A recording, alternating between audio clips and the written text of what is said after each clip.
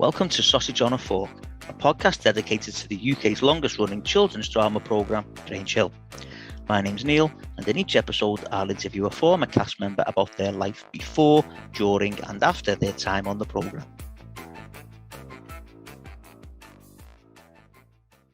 Okay, welcome to the latest episode of Sausage on a Fork, and I am absolutely delighted to say that I have been joined for this episode by none other than Georgia May Foote, who played Alison Simmons.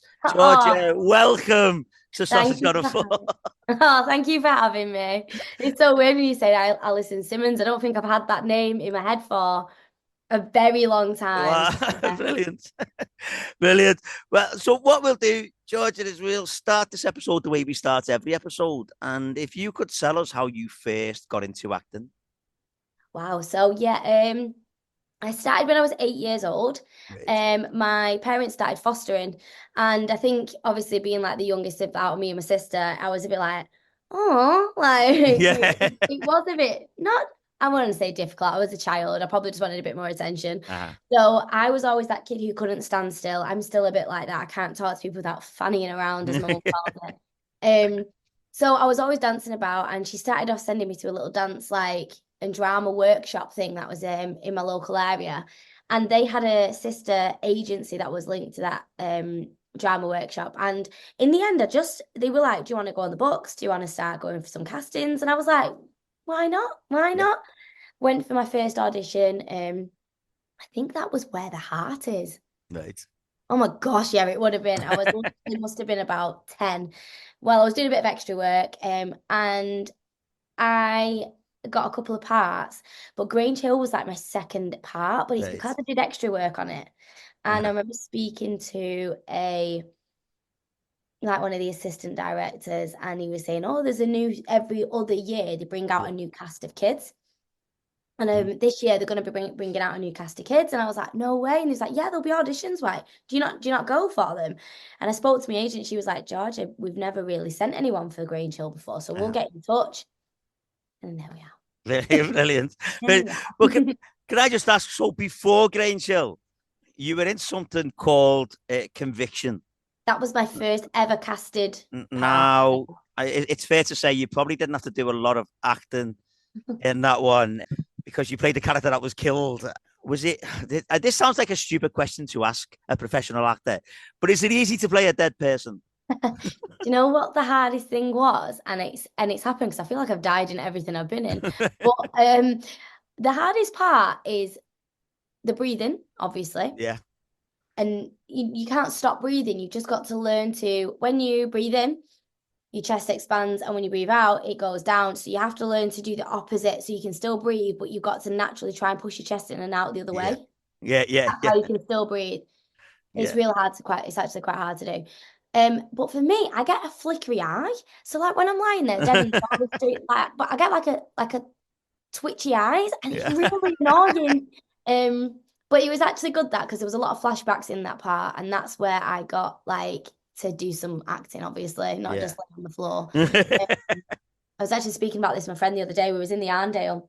I remember they shut the Arndale down for us to film on this bottom floor, and my character had to rob something from a shop, and then my mum had to drag me out by this shop and go mad in the middle of the thing. And the shop they opened up the Arndale halfway through filming, and we had an audience around us. Right. And I remember thinking, I'm dead special, me, and that was my first ever acting job. That I was an actual character with a name on my door and all that sort of stuff. I mean, to have your first acting job with the cast that you were with as well, Rhys Dinsdale and Ian Pulliston Davis and Chelsea Healy and Jason Watkins, And the mad thing was as well, Rhys Dinsdale I then worked with on Life on Mars.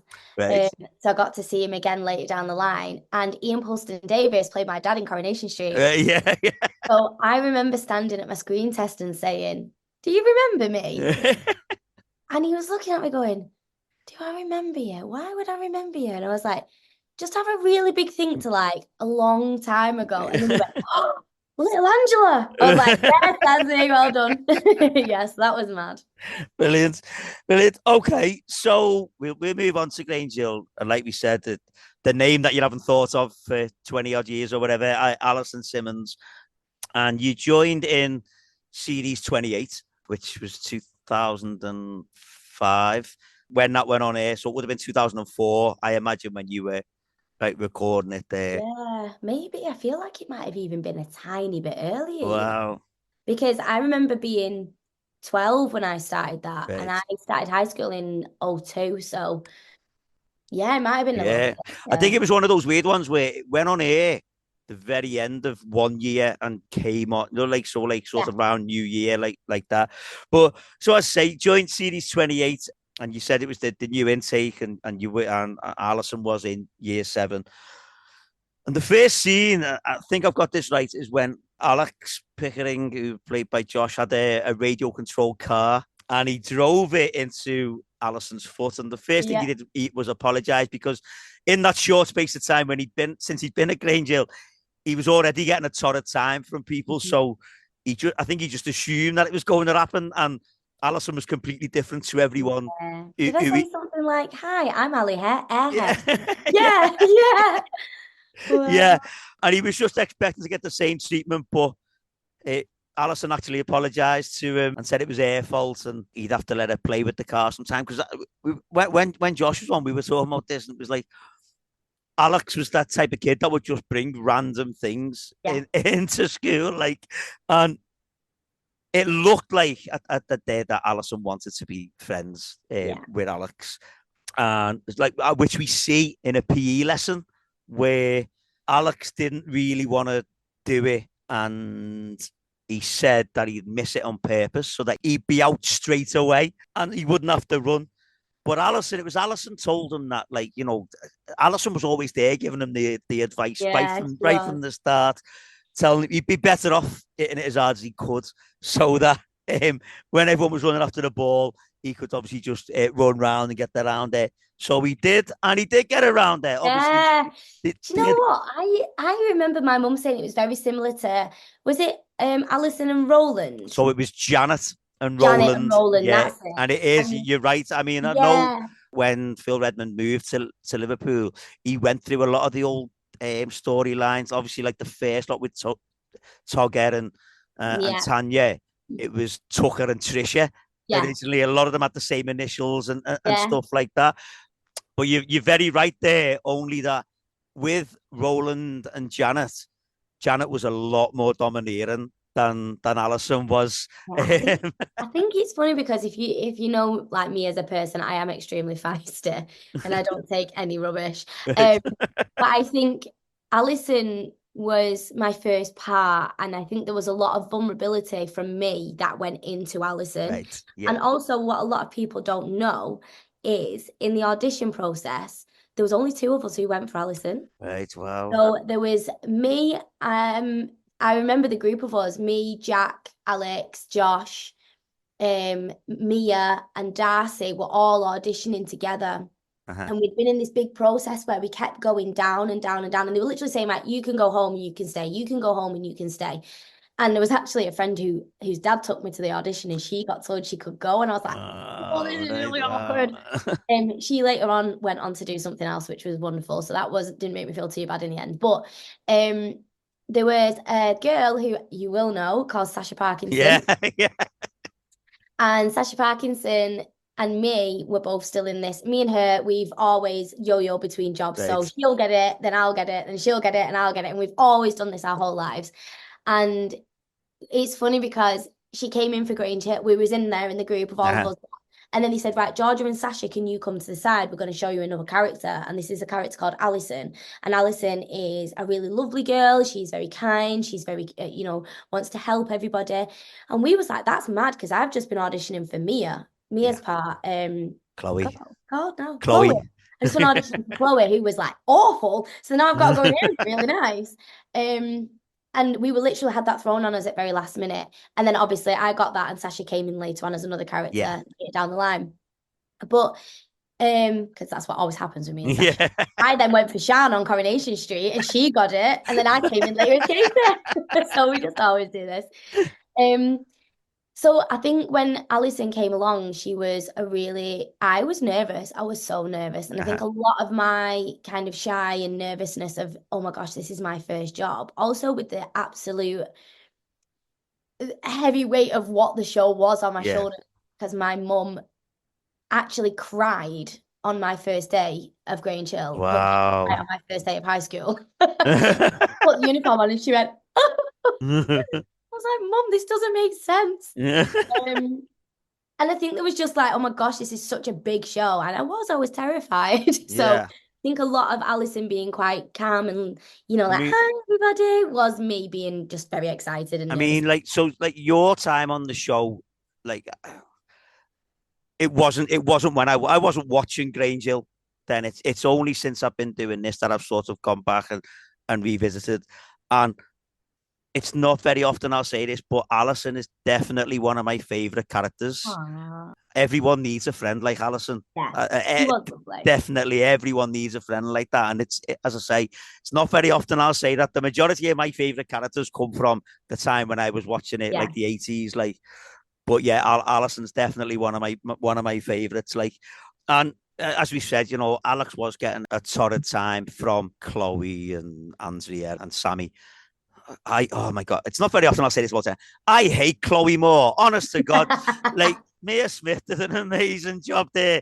Yeah, it's wrong for a man who's very nearly 50 to be saying that about a character from a Love kids to know TV where Mia program. is now. I haven't heard from Mia No, for a very, very long time. I feel like she really went off the grid and she was so good. yeah, I she was remember always brilliant. thinking, like, how does she do that? 'Cause she just had so much confidence at Yeah. such a young age. I was a little bit older than a lot of them Uh-huh. girls.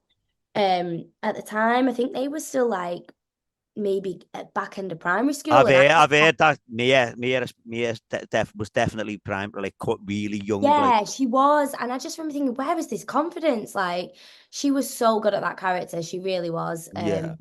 But she was a terrible character. Like Yeah, she that was. character was mean. Yeah.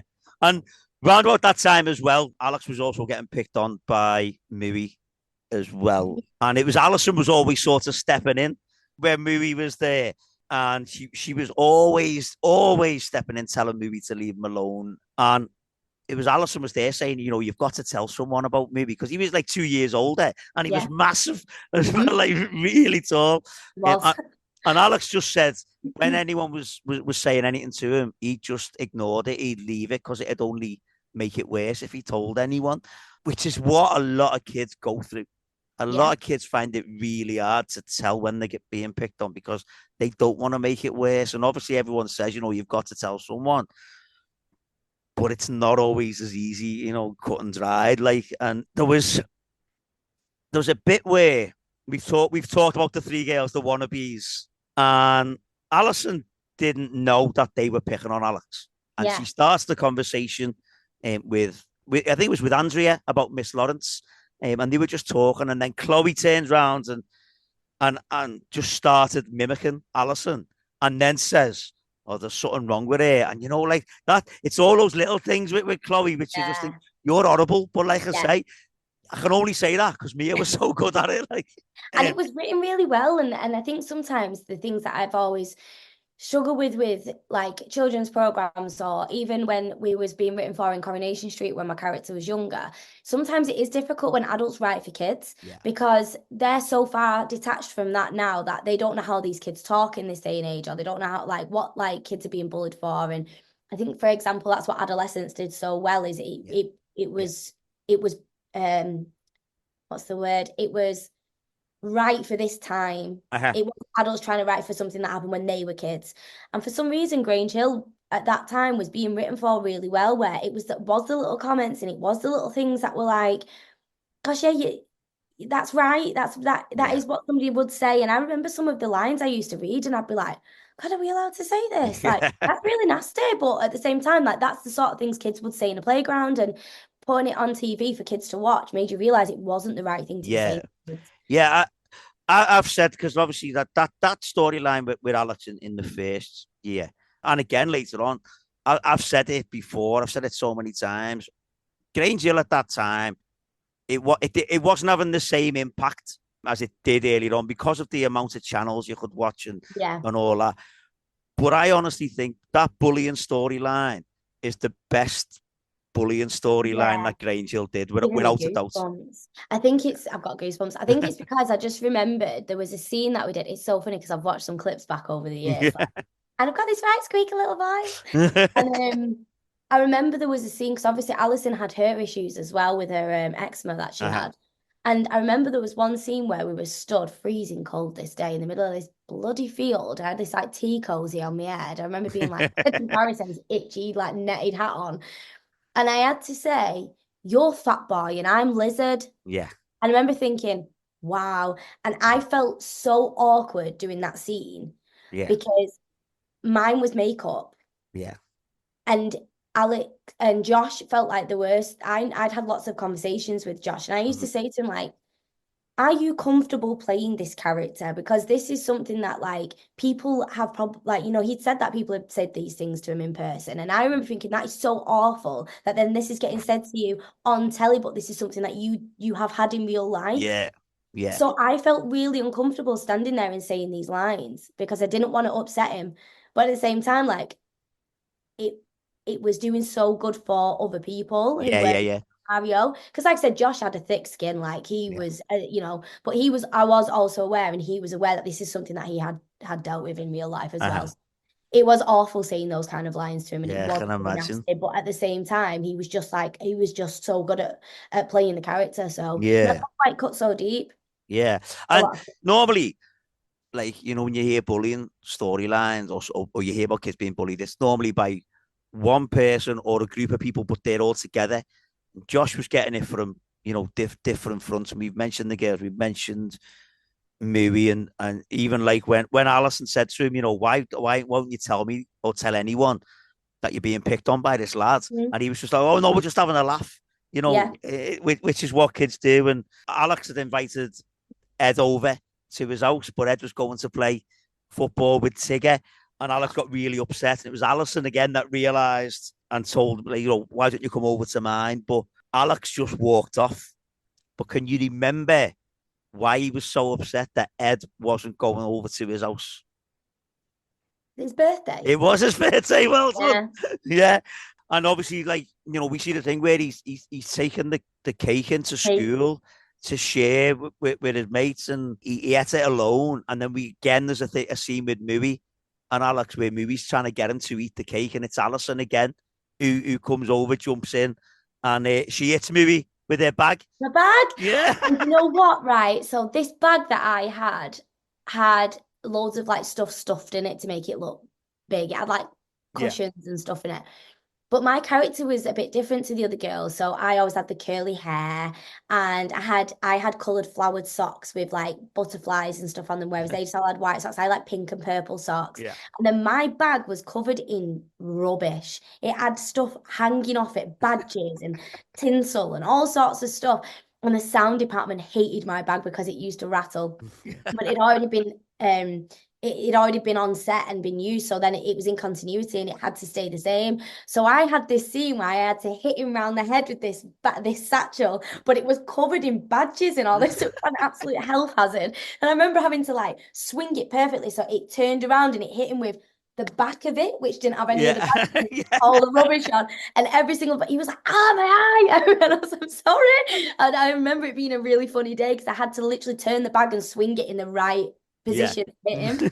And I remember, was it at the bottom of the stairs or something like that? Yeah, it was, yeah.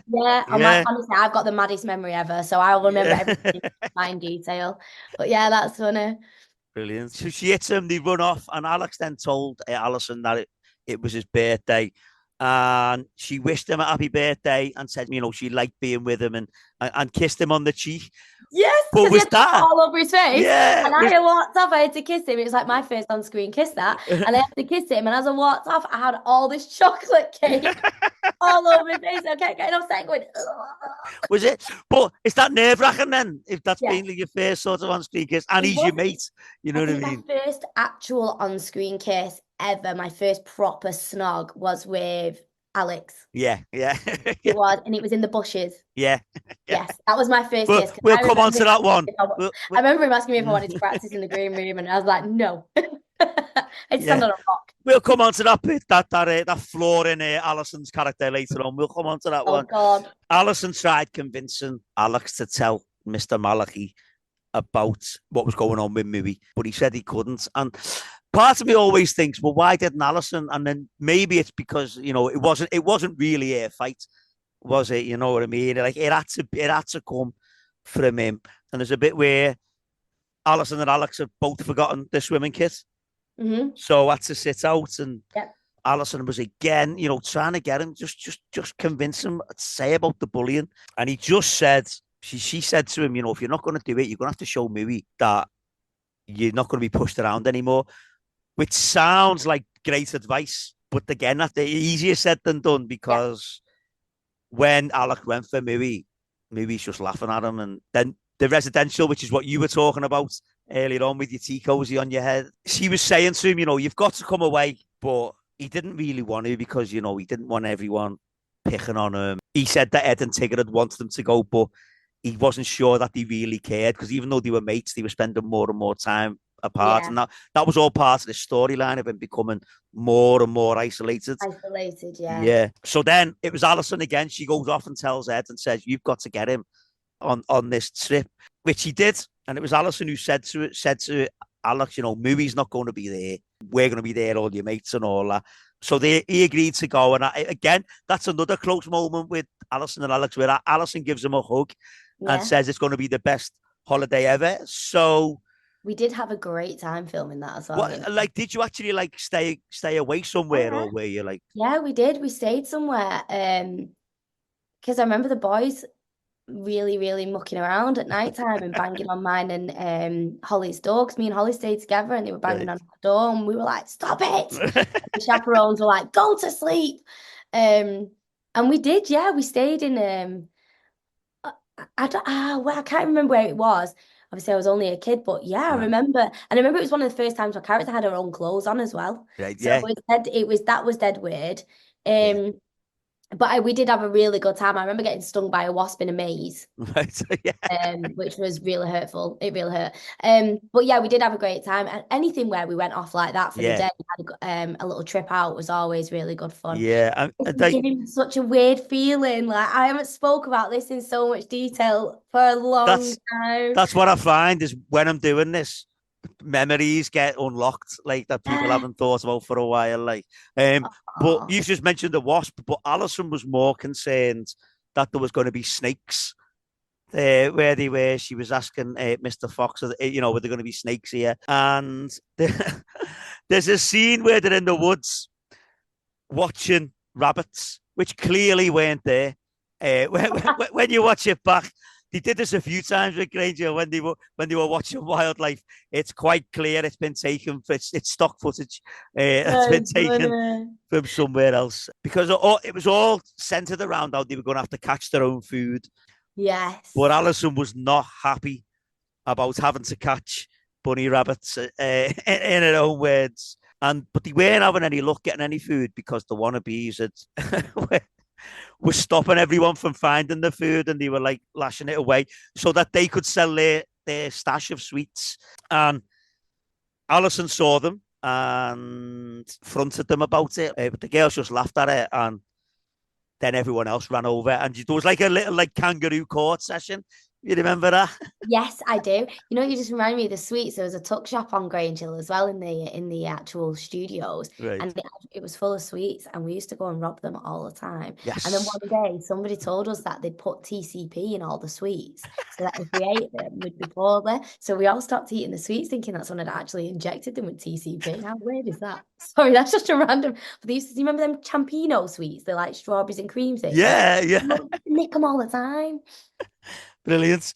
And then after a little kangaroo court thing with the girls, it was Alex that suggested they'd have to cook tomorrow's dinner, and the wannabes weren't happy with Alex about that. And so they told Alison that they were going to get him in the maze, which you've just mentioned. Yes. Yes. Because I remember there was a thing in there, wasn't there, in the middle of it or something, where we all met together? Yeah. Yeah. Because Alison was Alex's mate, she was like, why didn't you just leave him alone? But they weren't listening to her. Then there was a conversation then. Andrea was saying that she'd heard someone showering in their dorm in the middle of the night. And this is, I think, although you've been involved in like like the Alex storyline. This was like sort of like your first proper storyline. Because they've been wondering who it was, and Alison was trying to play it down because the girls were saying that there was a stalker on the loose, and the wannabes were asking Alison why she'd been for a shower in the night, and that why she always wore long sleeves. And it was this time it was Alex stepped in, telling them to leave her alone, but they carried on, and then they grabbed her and started pushing her around and trying to like lift their sleeves up and stuff. But Alex couldn't do anything because the girls pushed him over and he hurt himself. And then they lifted their clothes up and they saw that she had like really, really bad eczema. And it was like, again, Chloe saying that they were two freaks together. Yeah. But this is where like it sort of turned a little bit because Alex just said, I'm not a freak, but didn't defend Alison like when Alison had always been sort of like defending Alex. And it was one of those things where I've been there myself as a young lad. You say something without realizing that it's hurting someone. Yeah. And that was when Alex then found Alison crying by the lake. And it was what you said earlier on about your fat line. Yeah. Back at school, Alex tried to apologize again because it was weird that the residential just seemed to like it happened and then it was over. Sort of like straight away. It was over 2 episodes, but it was done very, very short. I'd like to think that's where Alison changed a little bit, mate. Yeah. I know that's what I tried anyway. I remember because I remember that stuff that they put on me didn't come off, and it was on my elbows, and it was really scabby. It was germaline, with like powder and makeup in it, and baby oil wasn't even getting it off. So I was going back into school with this stuff still on my elbows. And I remember saying to Mum, like, oh, and I remember Mum going, well, if that's how it feels when it's just makeup, imagine if it was real joy. Yeah. And then I was like, oh, right, okay. And then I remember thinking that a lot when I was filming, and I hated having it put on. It was such a nightmare. And I do think that's where Alison changed. I feel like she kind of shut off from Alex a little bit. Like I feel like she did back off a little bit there. Because if I remember rightly, is that when she kind of got quite friendly with Sammy? Yeah, that was a little bit later on. Yeah. A bit with Sammy, yeah. But, I mean, it was... Alex was just trying to, like, apologize. But I think you're saying it changed. I think because, although she wasn't, like, hugely into her looks, she still wanted to be, like, you said, like, the pretty princess type thing. Like, and that red obviously... Rose, call her, the red rose. Yeah, whereas, like I grew up with lads with eczema, and it just wasn't a thing. Like, and they had really bad eczema. Everyone knew, but I think because it was just like she did always keep herself covered up, and she wanted to be, like the princess type thing. Like, but when Alex tried to apologize, he just said to Alison, "I'm sorry for what I've done, and I won't bother you again." And that's when he tried to kill himself. And like I say, I just think it's the best bullying storyline ever. I really remember that day as well, because that swimming pool was on the set of Grange Hill. And I remember everyone waiting for the day when he went to film it. And I think he had a closed set, if I remember rightly. And I remember reading the scripts and thinking, no, he won't. He's not. And I remember it just being really, really, really sad, because we were kids. We were kids playing this out, and that was quite difficult. And yeah, it was a lot, that storyline. It really was. But I think it kind of highlighted that this stuff does happen to the kids, and without a doubt, get to that point. And it was, we had to do justice with it. I remember it was when we did there was like a beat bullying thing. I think it was on like BBC.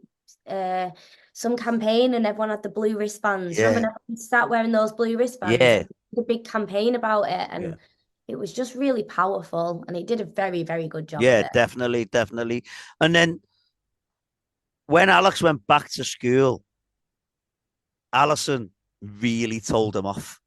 Like, she really told him off for doing it and calling them selfish, and friends don't do that. Friends aren't that. Was it that?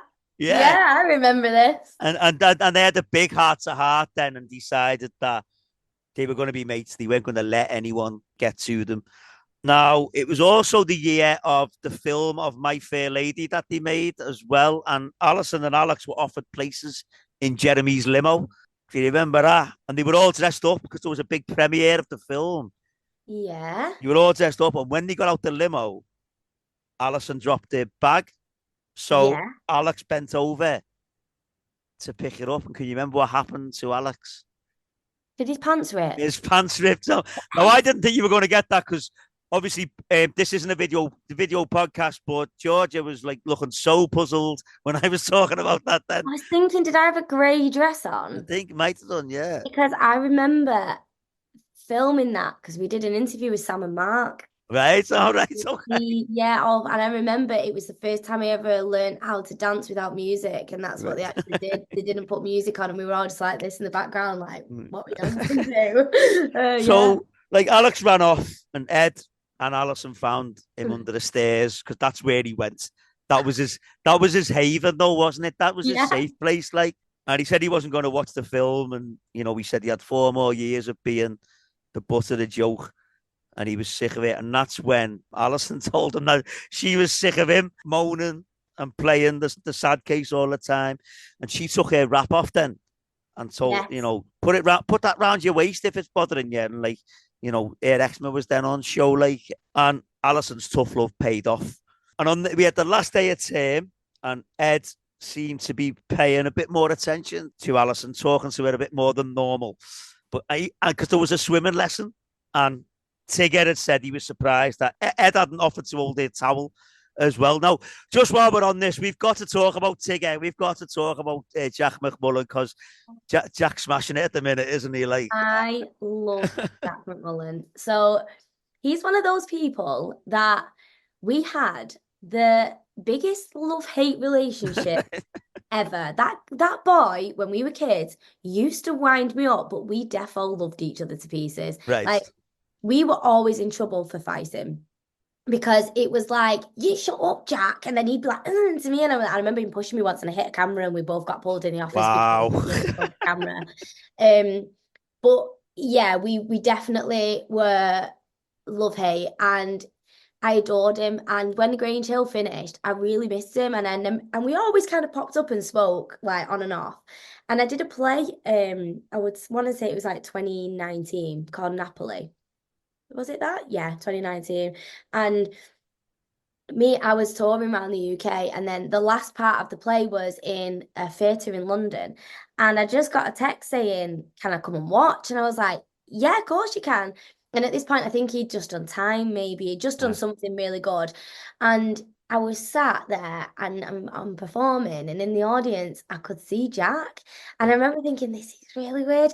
But then he texted me saying, oh, I've got to get off now. I've got to go. And I was like, that's fine. So I didn't get to see him afterwards. But every now and again, we'll just pop up and say hello. I mean, it might go like a year between it. But he is somebody that has always meant a lot from my journey, because I went into Grange Hill not really knowing much about TV. And Jack had obviously come off Brookside. Yeah. And he was really professional, and he knew exactly what he was doing. He taught me so much. He was a fantastic actor, and he still obviously is, because he's doing amazing. And he's one of them people that I will always support him from the sidelines, because I just think he's a lovely guy. But he was the first person who taught me a lot about my job. Yeah. And probably taught me to love it and have a good time. Like, he was, and I've got this weird Scouse twang, and it's coming out of it because I'm talking to you. It comes from being on Grange Hill for like a really important part of my life. Yeah. And because I spent so much time with him and all the other guys there, his relationship with the crew was also really beautiful, and that's something that I've taken along with me through anything I've done. I've always become very good friends with the crew, and yeah, I just really do. What a great guy! Yeah, I mean, when you watch it, you can tell he's more experienced than everyone because 100%. he's The guy knew how he's to so hit a good. mark like that. He honestly gave us every little bit of advice on that show. And obviously, like I said, he'd come off Brookside, so he was just like everybody in Mersey TV just loved him anyway. So it was just lovely. It was just a really nice experience working with Jack. And I honestly, if there's anybody, someone said to me, who would you love to work again with? With again, when now you're older, from when you was younger, I'd 100% say Jack. Brilliant. Yeah. Well, Jack, if you're listening, if you're listening, Jack, you need to get in touch with her and I know I'm going to get message him later. working. Like, I've just been talking about you for bloody half an hour. Brilliant. Brilliant. So that moves us then on to your next series, Yes. 29. I think this might be the one that sort of overlapped the Christmas, New Year period. And you were year 8, Alison's Yeah. in, and the lads had radio control cars. They featured quite heavily in this series. And Alison said that she beat them in a race easily. And Ed started laughing at her. So Alison used their defense mechanism of flicking dried skin on him. I remember that. That's disgusting. Um, Oh, yeah, and she had a race with the lad with Tigger and won. And the wannabes again making fun of Alison and Alex. And Alex grabbed Alison. This is again about not thinking. He grabbed Alison's hand and did that thing with the skin, like flicking the skin at the girls. And he just didn't see what was wrong with it because yeah, Alison had done it. And Alison obviously got really upset. yeah. But she points out that it was her that had done it, not someone else, like getting into someone else's space and Yeah. doing it. And Alex apologized again. I always found that it was always Alex apologizing. But Alison said, well, at least now they knew how to get rid of the girls if they ever started bothering them again. But there was a time where it happened again with Mui. And Mui walked over and started making fun of Alex. So Alex grabbed Alison again and did it again and said, yeah, cornflakes for breakfast. It was like, Yeah. and you just think it's just horrible because of what he says. It just seems far worse. And, Yeah. She's there telling Alex, it's not funny. And he said he'd done it because Alison had called him fat at some point. Oh. What had actually happened was she'd seen him eating a chocolate bar and had said to him, aren't you supposed to be trying to get fit? And asked him if he should be eating it. And that had annoyed him, basically, and that's why he'd done it. He also, again, in his thoughtlessness, got Alison's radio control car confiscated by making noises because they were hiding behind the bins from Miss Passenger. And he tried to apologize. And then she said he was always doing things to make people think he was funny. Yeah. And everyone liked him now because he was funny. But she said, I was your friend. Before you were funny. Before you were funny, basically, yeah. So he tried apologizing to her again, but Mui turned up and told him to flick Alison's skin again at his mates. And he wouldn't do it. And it was Alison said, well, you should have just done it. And Alex said, well, I'm not going to, you're my mate. And there was also the Enterprise things were all going on. So Tigger had told Miss Passenger that they needed the cars back for the Enterprise. And she said, well, I tell you what, come and see me at the end of the day with a big presentation on how you on it and you can have your cars back. So the lads tried to freeze Alison out of it. And she's like, no, my car's there. You're not freezing me out of this one. And it was Alison that got them the cars back because the lads gave the presentation, but it was rubbish. So Alison stepped in with a big speech based on prohibition because they'd been learning about prohibition in history. And she was really persuasive and they got the cars back. Do you know what? They used to give me some absolute paragraphs of knowledge that I had to go on about. I remember one saying something about the Fibonacci sequence is equal to the sum of something. And I remember going over and over because I was like, Mom, why did they give me these lines? And then that happened and it was a speech, wasn't it? Yeah. I remember the speech. And when I was younger, couldn't learn my lines the way I do now. I used to have an dictaphone. Right. And I used to record myself.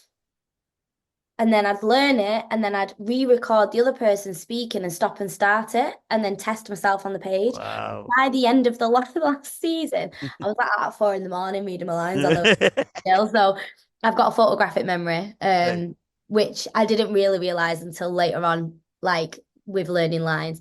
Yeah. But gosh, some of them lines that they used to give me, and some of the stuff Alison used to come out with, which was just absolute, just cleverness. Yeah. Were you anything like Alison?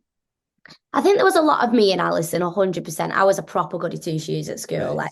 I would do stuff to a point where I knew if I went a little bit further, I'd get in trouble and my mum would go mad. So I'd keep moving a minute and then they'd be like, George, stop. Yeah. And then next time I think, Yeah. Like, but if the bell went, I would stand there for as long as I could before I started being like, right, I need to go.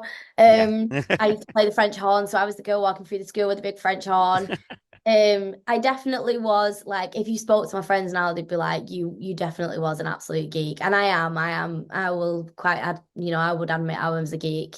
I was a proper, I had every coloured pen going. I was always dead organized. And I feel like Alison was very prim and proper Yeah. in the way that she was, but I'm not saying I'm prim and proper, but I'm saying that I definitely was always everything had its place. Yeah. Everything Yeah. always very organized. I always had the nice pens and the highlighters, and everything Yeah. was always perfectly marked out.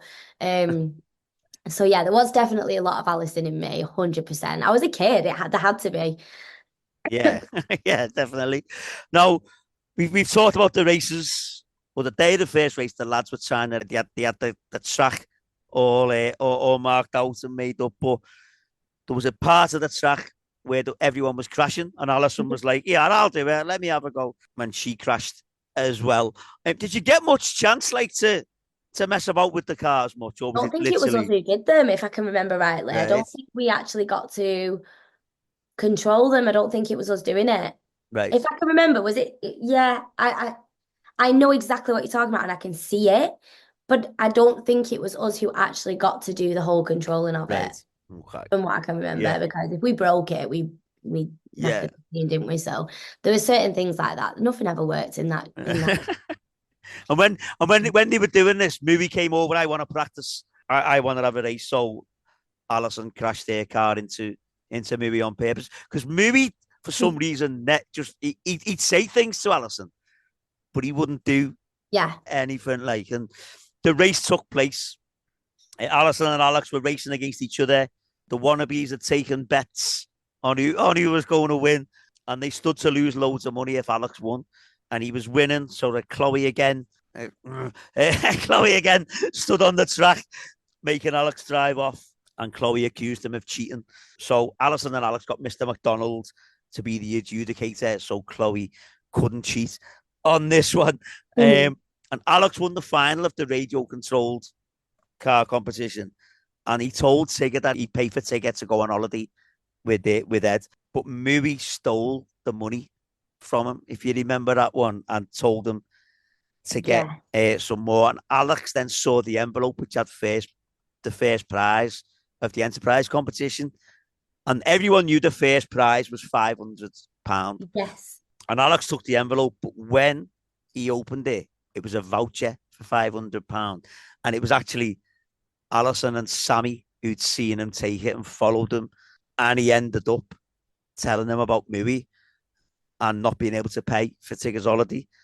So they convinced him to give the voucher back and tell Tigger. Now he did manage to stay out of trouble, but in the end, it was Alison who told Tigger that Mui had taken the money. And then that moves on to Series 30. Series 30 went on air in 2007. You were only in 7 episodes of that one. Is there any reason why? And how many were there? 20? 20. You were in 13 to 20, so you were in like the back end. And when did it end, series 31? So series 31, 2008 was the last series, but in 2007. Like my last year of high school. I was thinking it might have been. Yeah, so maybe it was exams, exams, yeah. But the only thing is, I can't imagine it being that. It might have been, because was I in the back end of it? Yeah. So, mate, what we used to do was we used to do our exams. We used to film Grange Hill the back end of a school year, the summer holidays, and the front end of a school year. Right. I missed all the school trips, me. And I was always busy over the 6-week holidays, because I remember in this heat, it was unbearable because he had us in these like woolly cardigan, a shirt, a cardigan, and a woolly blazer on. It was horrendous. And then we kind of went in at the back end of the year where it went cooler again. So maybe it was that. But I remember filming doctors. And I had to move my German speaking exam. So I don't know maybe if that's what it was. But that could be why. It could be something to do with the fact that my exams fell. That sounds like that sounds familiar. I think they had to kind of honour you having exams. Yeah. Right. Because 2007 was when I left high school. Right. Yeah. So then you're in year 9, and the friendship you mentioned with Sammy had sort of moved away from the other two idiots. And Tigger and Ed thought they'd seen a ghost in the school. So if you remember this one, They let me straight in my hair this year, I yeah, remember. they thought they'd seen a ghost, and they also had a magic show on the radio. If you remember that one, that the radio was in, Yeah. And they asked Alison to help them practice. And when they were doing it, it was Alison and Tigger sort of flirting with each other. Seemed to be in I this one. always thought Alison and Tigger were going to get together. Yeah. I really did. I thought that they were going to do that because me and Jack were so close when we were filming. I was actually shocked when it wasn't. Right. Because Alison actually says to Sammy, like, that she thought Tigger was quite cute, like. Yeah. And they were also talking about Alex again and saying how he'd seemed odd lately, but they wouldn't talk to him because they thought that he would just want to borrow money from him again. And they weren't actually exploring why he was after money. He was just wanting to borrow money because they didn't realize what was going on. And we've mentioned the ghost. Tigger and Ed decided to set up the cameras to try and catch the ghost. Now, it wasn't just a ghost. It was the ghost of Baz, because obviously Baz Wainwright had sadly passed. And they asked Alison and Sammy to help. And they watched the cameras for ages, but they couldn't see a ghost. But can you remember what they did see? Because is this the CVC when we went round with the torches in the middle of the night? Yeah. It is this one, yeah. What did we see on the camera? It was something else that had gone missing. Was it a pet? It was. Was it a mouse or something? It was a guinea pig. A guinea pig, yes. Cuddles, the guinea pig. Yes. Had gone missing in one of the Tigger and Ed's magic shows. I do remember that. But they saw the ball move by itself, and Tigger said it must have been the guinea pig.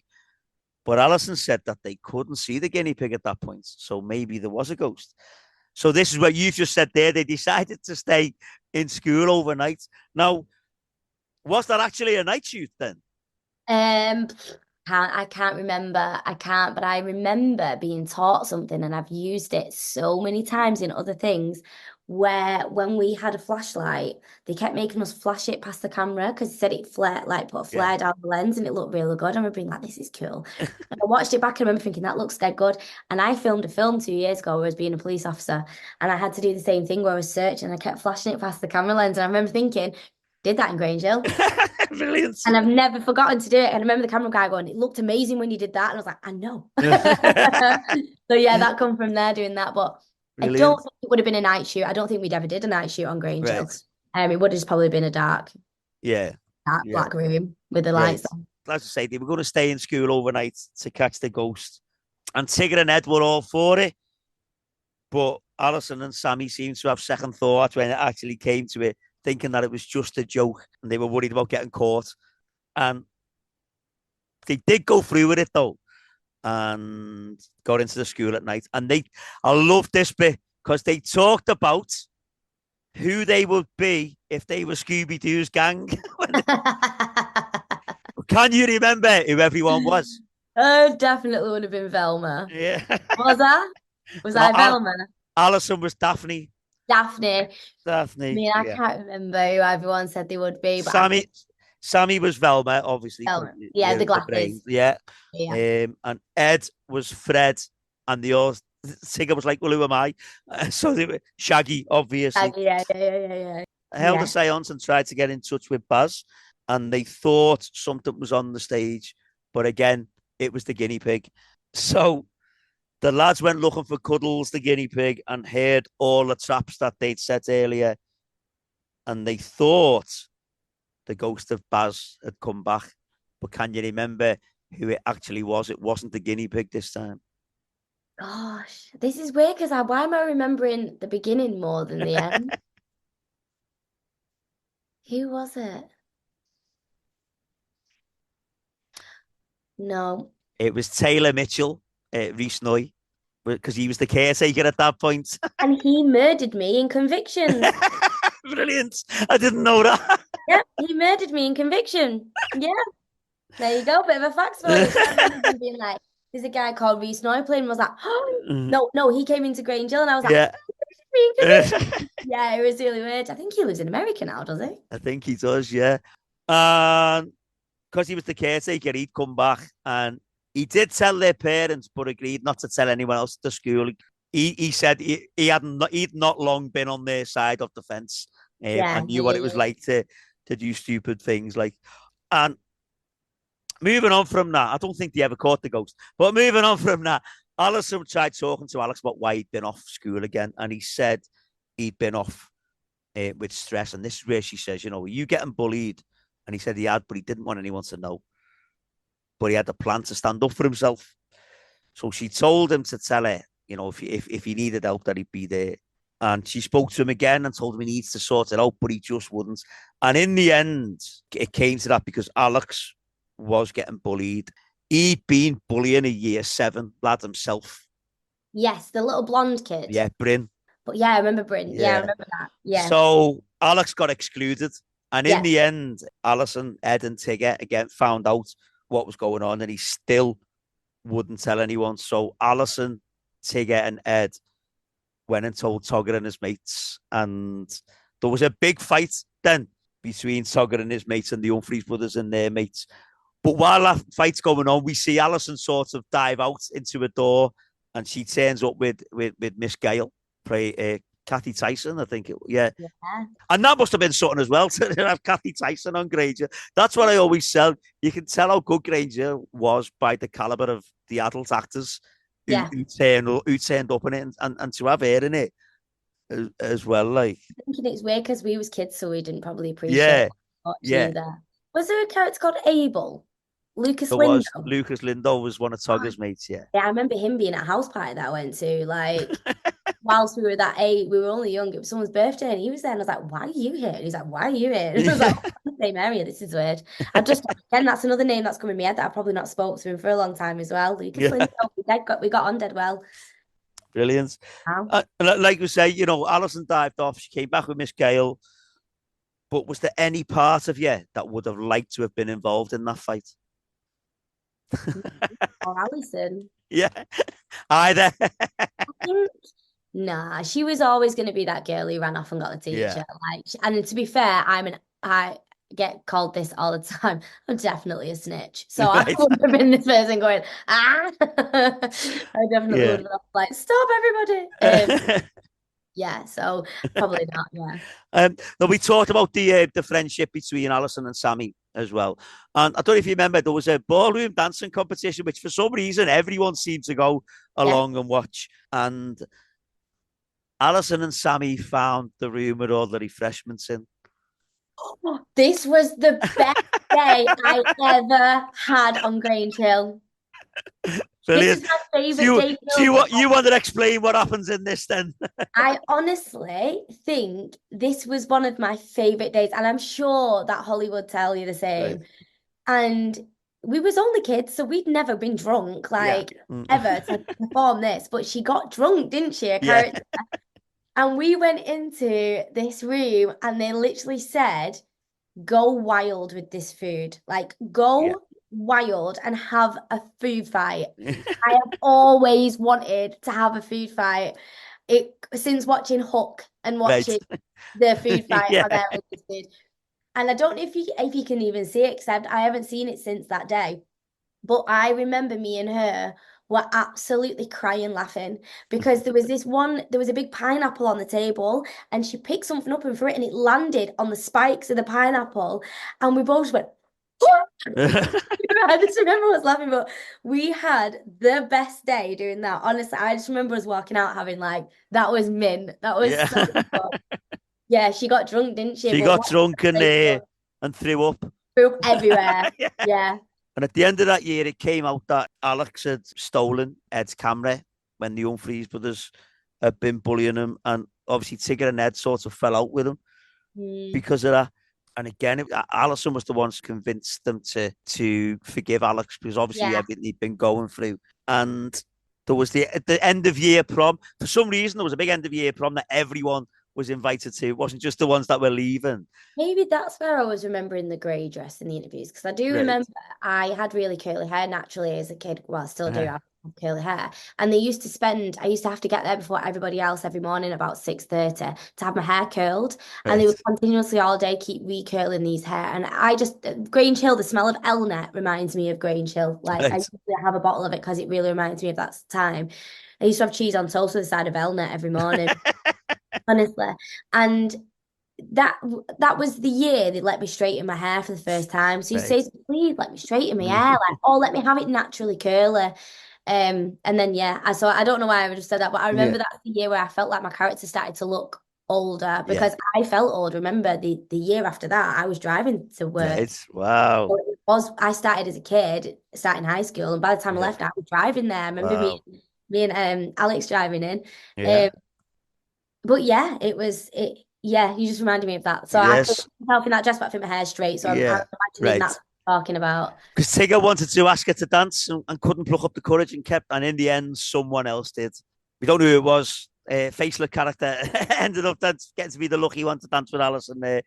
And then we move on then to series 31, which was not only your last series, it was the last series of Grange Yeah, Hill. When did you find that out that it would be the last one? yeah. This is really sad actually because I think this is the year. Is this where we it changed and there was like things popping up on the screens and it went a bit like Hollyoaks is Yeah, now. and every storyline seemed to be contained to one Yeah. episode And as it was well. weird. It was like flashbacks Yeah. and I remember we all felt a bit weird by it. It changed. It went like said like text messages were popping up on screens and we had flashbacks that none of us wanted to do really. It went a bit different. Um and we all knew something was different. I remember we filmed a scene and it was the last take of the season and it was a crane shot Right. and Yeah. Tucker turned up and on his bike, Yeah. and we didn't know any of this. And there was a crane shot that went out Hmm. like this, and we all stood there and went, why is Tucker coming back? Yeah. Why is there a massive crane shot? This is quite expensive, obviously. Yeah. Something's obviously going to be happening here. And I remember my mum ringing me saying, I've just heard on the radio that Grange Hill's being cancelled. Wow. And I remember being, what? Like, no, because remember, like I said, I'd gone in at 12, 11, 12. I'm now 17, 18. I'm in college. I wasn't sure what was going on, but like I was driving there. Like it was starting to become a bit easier to go filming because I wasn't having to get chaperones and parents and all that sort of stuff. I just knew something was changing. And I didn't know if I was outgrowing the show or what, but I think we were all talking to each other. So I rang a couple of them and I was like, have you heard this? And they were like, yeah. And then my agent rang me and she was like, yeah, I think we've not heard anything, but we've obviously got in contact. And then within about 2 days, we received a letter. Now, I Right. don't know if my mum still got the letter, but the letter said, we're sorry you've heard it on the radio first, but yeah, Yeah. it's the end of Grange Hill. Wow. And you're talking like 31 Yeah. seasons the show did, and it never had a break, did it either? No.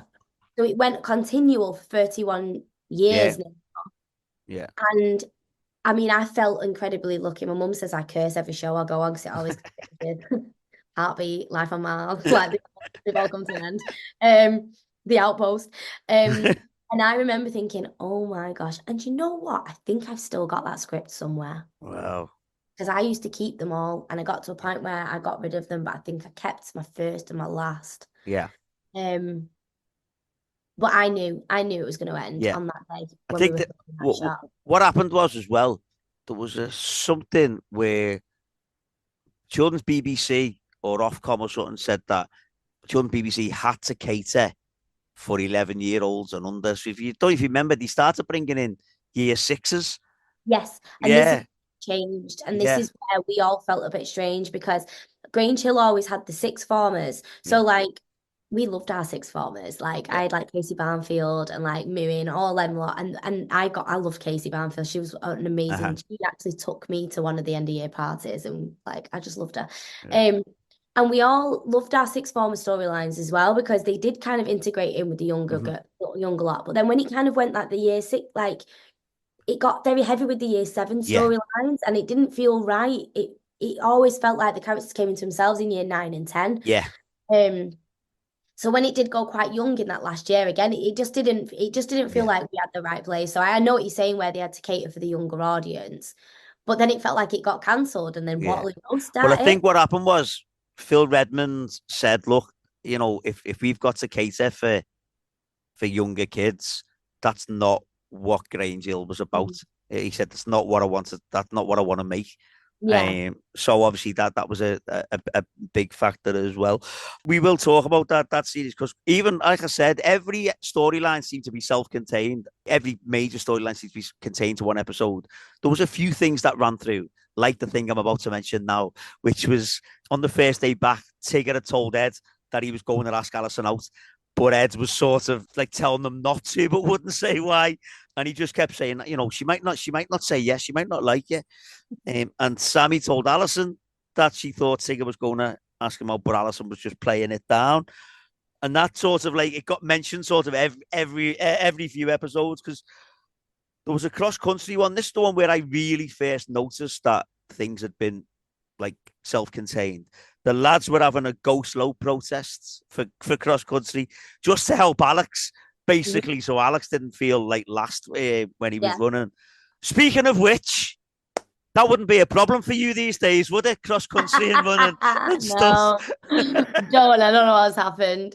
I've said it before. You either start baking sourdough, or you start doing marathons, and I'm not cooking no bread.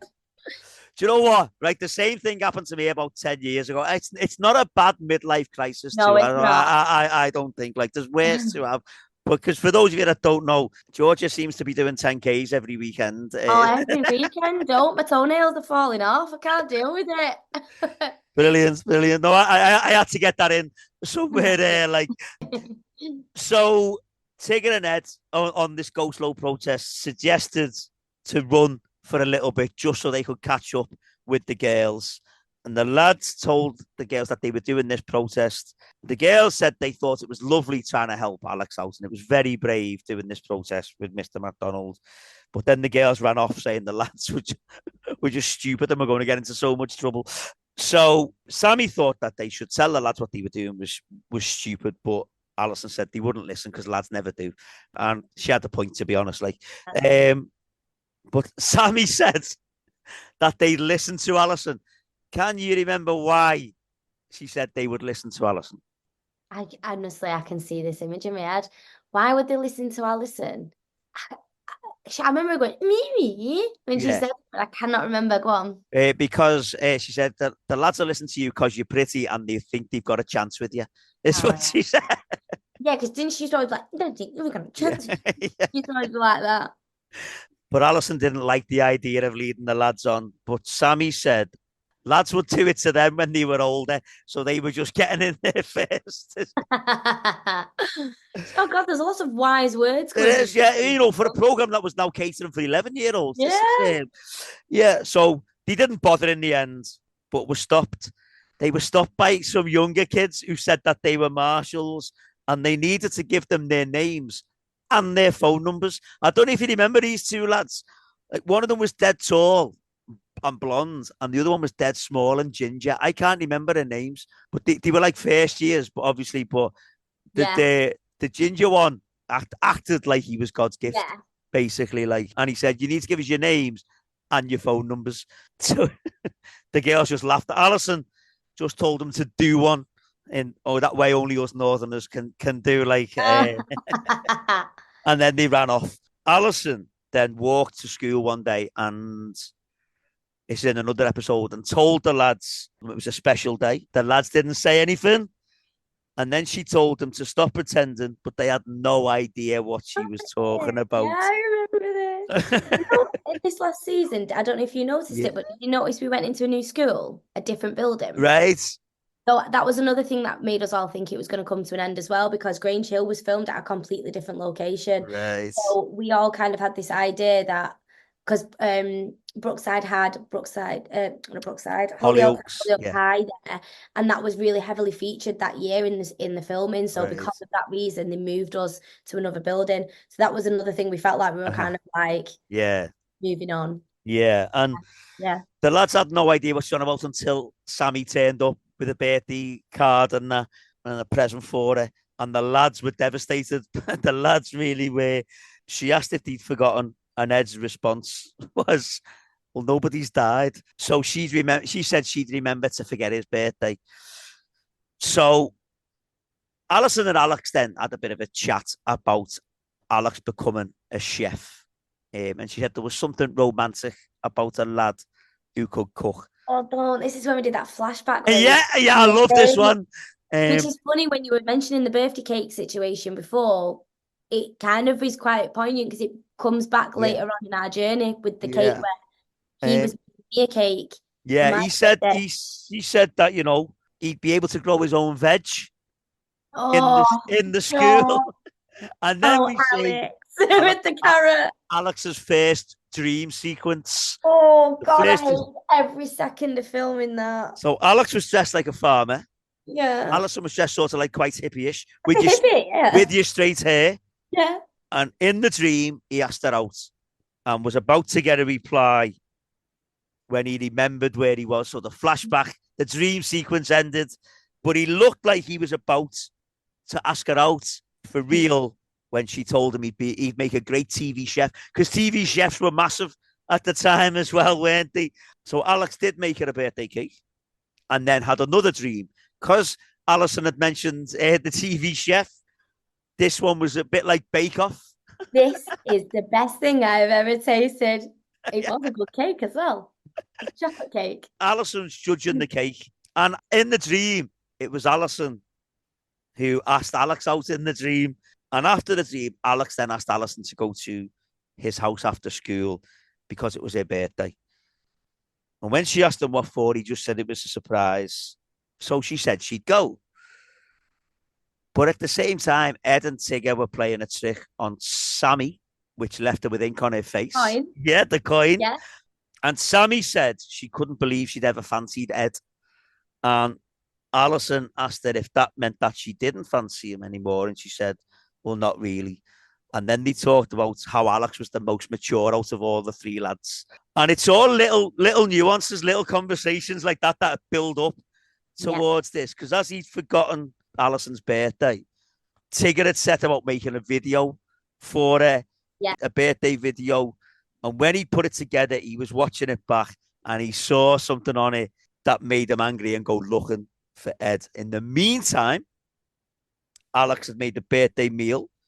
He had it set up for Alison at his house. But Sammy turned up and told him that Alison had said Alex was having a surprise party for her. She got it all completely wrong. But then Sammy obviously realised it wasn't. Alex then got a text from Alison saying she wouldn't be going because she'd had to stay late at school because he had that creative learning centre was there. And because as you said there, it's a different location and nearly everything was filmed in the CLC. Yeah. Loads of stuff in that little computer room. Yeah. So Sammy and Alex had a chat about Alison, and Sammy thought Alex actually had a chance with Alison. So they took the cake to her, and Alison gave Alex a kiss on the cheek. He was about to ask her out when we see that Tigger had found Ed, and there was a bit of a scuffle going on between them. So can you tell us why? You've mentioned it already. Can you tell us why Tigger was so angry? He zoomed in, didn't he? And he saw us snogging in the bushes. Yeah. Oh, God. It was really, I was so nervous that day. And I think because it was quite a far away shot. Yeah. It didn't feel too bad. Right. I feel like my first on-screen kiss was quite lucky. The lad they played Ed, he was called Alex, wasn't he? Alex, yeah. And it caused, because the five of them had got quite close as mates, hadn't they? And it caused them all to fall out. And when Sammy asked how long it had been going on, she said it had been going on since the summer holidays. And then she said it just sort of happened. But can you remember? How it actually happened? Was he helping her with something? How did it happen? He had shown her his Nintendo Wii. Oh, really? Gosh. He just showed me his Wii. That was what she actually said. The line was, he showed me his Wii. And then we realised from Sammy's reaction that she meant Nintendo Wii. Yeah.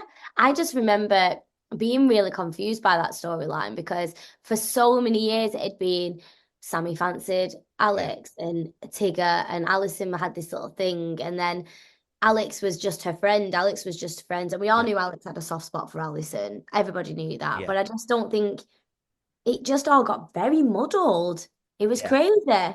That's what there's been things like that before, where there's been like a group of 4 or 5 friends and things that, like, it sort of got in the way and got muddled, and Alison realized that she'd ruined everything, so she dumped Ed. Mm-hmm. But he told the lads that he dumped it the way lads do. It was my idea. Make sure everyone knows. Yeah. Alex told Alison that he was still talking to her, but he'd seen a different side to her, is what he said. Like, and he called her spoiled and vain. Oh no. But she stood up for him, though. She stood up for herself, saying, she'd forgiven him for what, when he'd been bullying Brain, and told him that he was a joke, and it just gets horrible. And in the end, it was Alex got them all together, and they all eventually apologized and became mates and once more. And only when Ed had shoved a cake into his own face, if you remember that. Like, I remember that, because then everyone started laughing, didn't they? Yeah, Dead silly. Because I remember him doing that. I remember him, he was like, doing like that face afterwards, didn't he? They used to do this. I can't even remember. The boys, Jack and Alex, used to do this noise where they used to be like, meh, or something. I can't even remember, meh, to each other. And I remember him doing that, and looked at each other, and he made that noise. And we all cracked up laughing then, I remember. But that's one of those episodes, though, because that all happened in one episode. Them finding out and all that. And like I say, that's where you can see it's changed, because that would have dragged out over a few. It would have gone on season, they kind of brought that character circle to a conclusion, which kind of makes it look very obvious that it was about to end, doesn't it, really? Yeah. Now, do you remember the wrestling match? There was a talk with wrestling between Ed and Alex, because it was in the CLC, and there was a wrestling match. Alex and Ed had been planning a wrestling match over, what had happened with Sammy, basically. And Alison and Sammy thought it was a stupid idea. Now, in the CLC, there was a wrestling match between Ed and Alex. It was being shown on the screen. Right. And there was a kid in year 7 selling refreshments. And the girls got him to tell them what was going on, where he told them that they were fighting over a girl. And Sammy thought it was Alison, but Alison said it was probably Sammy that they'd been fighting over. So they asked this kid, I think he was called Laxo, he was tiny, little blonde haired, and he said he couldn't tell them. So this is where Alison grabs him by his lapels and virtually lifts him up off the floor. And she said, "Do you want me to stunt your growth permanently?" Is what she said to him. And it was the first time we'd really see him. We'd really seen Alison be aggressive. So he said they were in the hall. So they ran into the hall shouting, "Stop the fight." But when they got there, the lads were there, but they were just sitting there filming the spelling competition. They were broadcasting the fight. They'd already recorded it, because Tigger and Alison had a chat about wrestling, and Alison had said, "Oh, it was just it was all fake." So they basically played it on that, and Alison then told Alex that Sammy fancied him and he should ask her out. But every time he tried to ask her out, typical Grange Hill fashion, something got in the way. And in the end, Alison told Sammy that she'd have to ask him out. And they found Alex, and Alison tries to engineer a conversation between the two of them, but they still didn't ask each other out. And they found him again, and he was on a computer on like a virtual messaging thing. I think it might have been a bit like, was it Habbo Hotel was like the real one, like the real world one? Yes, I do remember this. But this was like, it was like an early version of like social media as well. And Alison and Sammy couldn't believe that he was spending so much time on it, and decided to do something about it. So they set up their own account on it to talk to Alex on it. And they started messaging him. And Alex had been telling him about this girl that he'd been talking to online. But Alison realised none of it was true, because all the things that she was saying, Alison was reading about someone in a magazine. Yes, because in television, when they make a magazine, they give you a magazine that they've changed the front and the back of, Yeah. and then it's an actual pages, and then they'll have like two pages that are always a bit thicker than the others. That when you open it, it's made to look like a Right. magazine. Yeah. I used to do it on Coronation Street all the time as well, and I remember that being a magazine at Grange Hill looking like that. I Yeah. remember that very vividly, and this, I can, yeah, But I think, although it was a short storyline, it's one yeah, episode. I think it was good because it was an early storyline into, telling kids that you shouldn't believe everything that you're seeing online. You don't know who you're talking to. yeah, They've done it a few times. They did it with Tanya and the emails, and they've done it in the very early days of emails as well. But this just seemed a little bit different, and it was one of those things that Grange Hill did really well. Mhm. I thought of bringing these things that are happening in real life to the kids. Now, Alison used the messages to get Alex to admit that he fancied Sammy and finally asked her out. Now, Alison had a French exchange student staying with her, Yes, I remember and this. she was called Cecile. Oh yeah, I remember this. Alison didn't like her. And No, from the expression you've just given, it seemed like you didn't like her either. I didn't. I just remember it being a storyline where she was really doing her head in. I don't Yeah, remember. I can't remember who the lady was who played. Well, she wouldn't have been the lady then, but the girl. But I remember she was lovely. But also, what I would say is, remember we did 5 years near enough on this yeah, show, and we were very close. yeah, We were actual friends. So when somebody new came in who yeah, had yeah. a new character, we were all like, I can imagine. it was like a bit And weird. especially when she's getting her claws into Tigger as well. Exactly. Exactly. Yeah.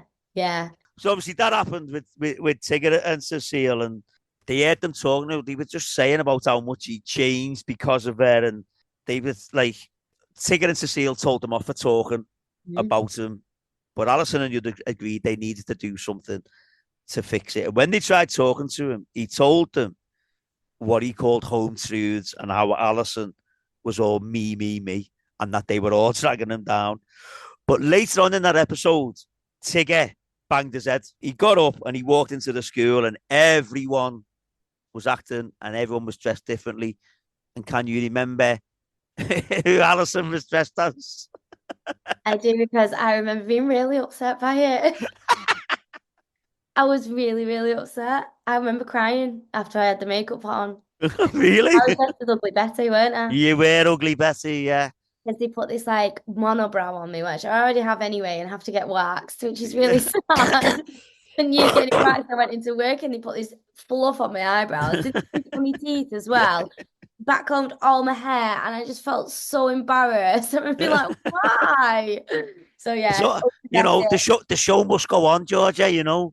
That's when I was like, bloody flashbacks, these dream sequences are doing my head in, they're ruining everything, they're embarrassing me. she wasn't just dressed ugly. She was Sammy's assistant as well. So Yeah. there was a little bit of the whole ugly Betty thing going on. And Alison in the dream told Tigger that he was right what he'd said about everyone. And like that, we then realised that Tigger had knocked himself out when he banged his head and he'd had this dream. But I just think that's different because everyone's so different. All the characters, like Alex was a mafia boss, wasn't he? Yeah, yeah, yeah. It And wasn't stuff. like the Godfather, he was like talking like this. Yeah. Yeah, I remember it very vividly. And the final episode ever was the last day of school. And Alison told Sammy to ask Alex to dance, but she thought he'd say no, so she wouldn't. So she spoke to Alex and showed him that someone else was dancing with Sammy already. And Alison smiled when she showed him because maybe she'd set it all up.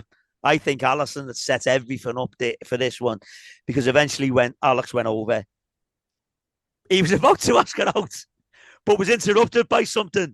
Can you remember what he was interrupted by?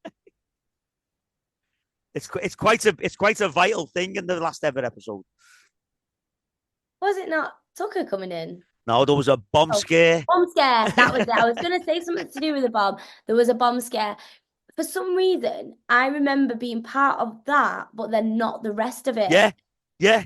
I was going to ask you about I was that. going to say about the bomb scare. I remember that happening, but then I don't remember being part of anything else to do with it. So that's why I wasn't sure if that's what it was because I remember that being something, but I don't remember what season it was because it doesn't sit well in my memory. I just remember being outside. Yeah, well, because they eventually get their dance, Sammy and Alex, Yes, they do. and we see everyone else paired up, like Tigger and Anzia and Chloe running after Ed and stuff. But there didn't seem to be like a closing, like for you. There didn't seem to No. be like a closing because you see the like Togger and Abel I think she and was just Tanya that walking kind of out. character that was seen as a bit of a mum figure out of that group. And I think Right. when you were saying like she set it all up for everybody, I think she was just what I remember is it was like I was sat back watching my friends and Yeah. being happy for my friends. And I think that was a very Alison thing to do Yeah. where she saw that Alex was happy, she saw that Ed was with someone, she saw that Tigger was happy. And I think she was just like, they're my friends. Yeah. Like, she knew that it didn't need any of these relationships for her. Yeah. Like, I think she just knew that everyone was happy and that was enough for her. Yeah. So from when you saying there wasn't really anything for her closing, that's what I remember Right. thinking Yeah. was we're all okay. Yeah. You know what I mean? We're all Yeah. ending this nicely and there was no happy romance ending. Yeah. Do you know who she reminds me of and always has done? Go on. Hermione Granger. Right. Yeah. Yeah. She's got a really big whenever I used to watch like Hermione with Harry, Hermione with Ron, like she had that little thing with Ron, but it never really Yeah. happened until the very, very end, Yeah. And then she had the thing with Draco, and then there was always something Yeah. with Hermione where she was looking after everybody. She was the goody two shoes, but she'd be there if you needed her. Yeah. That Definitely. that was very much like Alison for me Yeah. because I always used to think like that's my character. Yeah. No, I I love don't that. know. I love But that. yeah, I do think that's what I always would compare Alison to, and I think that's what it was at the end of that season. I think she did just sit back and just see it. All the friends were happy, and that Yeah. was enough for her. And we've mentioned it a little bit, but how were you feeling like about having to leave? Like, It was sad. It was really sad, but at the same time, like I said, I was nearly 18. yeah. I was ready to be an adult and move away from a kids program. I'd done my whole high school experience being on TV every summer. I missed every summer holiday. Like all my friends would go away. My mum and dad would go camping. I used to stay at my grandma's, like, because I'd be filming. I missed all my summer holidays. I missed all like the back end and front end of school year, which was really important. Yeah. In between Grange Hill, I always filmed something else. Yeah. So I was still always going doing other jobs in between and Grange Hill becomes such a home for me. So it was sad to leave Childwall because, like I Yeah. said, I do have this weird Scouse twang that comes out every now and again, and that is because it was so ingrained in me. I still drive past it now, Notty Ash, and I think, oh, like them journeys on my own, which Yeah. 15 years old, sometimes having to get on trains on my own, turning 16 and staying over at the Liner Hotel little things that it's got a big place in my heart, but I was ready to be, I want to say an adult. I'm not an adult at 18. I don't think, but I'd never been in education without filming. Yeah. So I actually deferred my entry from university Right. to have a year out of college and uni where I could just maybe concentrate on my acting. And that's when I got Coronation Street when I was 19. So it felt like I kind of didn't really have much of a jump from Grange Hill to Coronation Yeah. Street. But I never really got that kind of growing up Yeah. side of Yeah. it. So Yeah. yeah, it was sad. And like you said, I've spent every summer with these guys. Yeah. Like it is sad to not see a lot of them again, isn't Who would you say was your best friend there then? it? So Danny, who played what was her character called? Danny Frey was that? Yeah, blonde. She had the baby with Danny Miller. Emma Bolton. We got on really well, actually. I remember staying at her house a few times. Right. Yeah. We were actually really good friends. And it's funny because me and Danny Miller got on really well. And then I ended up coming back and doing I was the last girl he kissed on Emmerdale. Right. Wow. So me and Danny have known each other for a very long time as well. And I think I had a lot of friends bobbing in and out of Grange Yeah. Hill. I was like a permanent and I knew a lot of people like Sasha, like Lucian, like people I'd grown up with throughout the years were all coming in. But I'd say me and Jack were close. Yeah. Me and Alex, pretty close. Me and Josh, definitely, because we spent nearly every day with each other. Me and Darcy really got on. I remember being like obsessed with Darcy. She had the first ever iPod I'd ever seen, and I was like, Right. like you could scroll your finger around and change the music. She always had like Juicy Couture on or like Ugg boots, Yeah. and she was just so fashionable. But then near the end, because me and Holly had so much together, and we were becoming older. So we were making these really lovely friendships where like we had loads of scenes together and we always got on with each other. And Yeah. she probably still is, but well, she's a nurse, so she definitely is. She had such a kind soul that she was a really lovely person. But because she lived down south, Hmm. um, I didn't really get to spend time with her that Right. often. Yeah. But yeah, we all turned into Brilliant. adults, didn't we? And we were all Yeah. from everywhere. So, Yeah. but I would Brilliant. say closest. I wouldn't say I had a best friend on there. Yeah. I think I just had people that I got on with really, really well. Yeah. Brilliant. Um, and we had a great rap party one year where we went to Alton Towers. Oh, I love it. That was probably the best thing that ever happened on that show. We had a Brilliant. great time. Oh yeah. Brilliant. And yeah, you said there, you carried on acting, and I've looked through your CV, and you say like in the early days, everyone who like a lot of people who were on Grange Hill went on to like EastEnders, but when it was up north, it was like Emmerdale or Corrie, and you went on to both of them. Yeah, I you know, were, I know. you ended up It, both of them, like yeah. And I think what's been lovely is because it was filmed in Liverpool, I do still bump into crew. So there right. was a film I did called We're Not Alone that was on Dave a few years ago. Uh-huh. And this guy walked over and I was like looking at him, I was thinking, no. And he's called Paddy and he's a sound guy. And he was on Grange Hill with me. And I loved Paddy. Like Right. me and Jack loved Paddy. And the guy who was working with him as well, he was also on Grange Hill. And then the continuity woman was also on Grange Hill. And I was stood there and they were going, oh my God, you're a woman. And I was like, oh my God, like you look the Yeah. same. Like you still look like an adult. And it's been lovely over the years, keep bumping into these people that I Yeah. when I was 12. Brilliant. And like, we'll mention Corrie there because you were on Corrie for years, when you did. Well, I looked at 392 episodes. That's what I did. That's well, according to Oh, IMDb, it's oh, it's catchphrase. you're probably right, to be It's honest. catchphrase time, everyone. I say this every time. I know IMDb is not the most reliable source of information, but yeah, that's what it says there. But you before you played Katie, you were in an episode as someone else. Is that right? Jessica Jess Rose. Burrows, yeah. Yeah.